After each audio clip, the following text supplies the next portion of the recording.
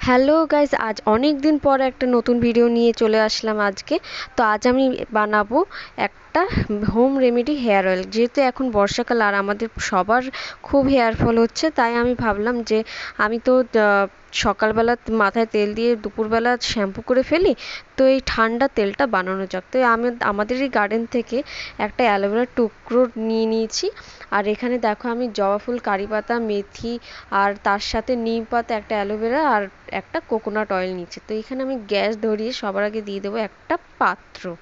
তারপরে আমি দিয়ে দেবো পুরোটা একটা কোকোন এই কোকোনাট অয়েলের পুরোটা আমি দিয়ে দেবো, যেহেতু আমি পুরোটা ইউজ করব। তো এখানে এবার আমি একটু গরম হয়ে উঠলে সবার আগে দিয়ে দেবো মেথিটা, কারণ মেথিটা একটু স্ট্রং আছে।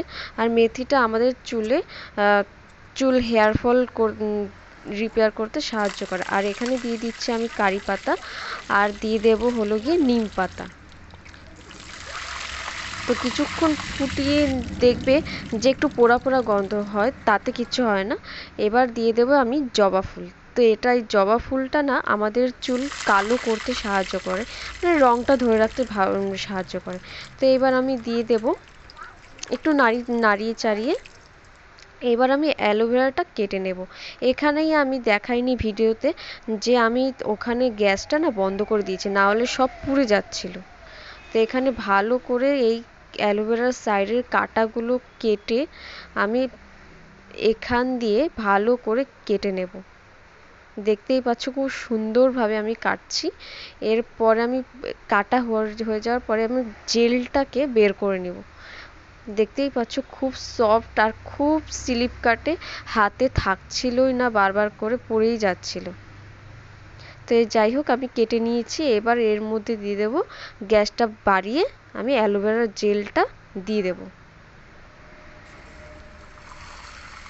এখানেই দেখো অ্যালোভেরাটা দেওয়ার সাথে সাথে এত ফুটছিল যে মনে হচ্ছে যেন আমি জল দিয়েছি। অবশ্য এই অ্যালোভেরাটা না পুরোপুরি একটা মনে হয় যেন একটা স্পঞ্জের মধ্যে যদি জল থাকে যেরকম লাগে, তো সেরকমই এটা পুরোপুরি। এবার আমি ভালো করে ফুটিয়ে এবার ঠান্ডা করে রেখেছিলাম।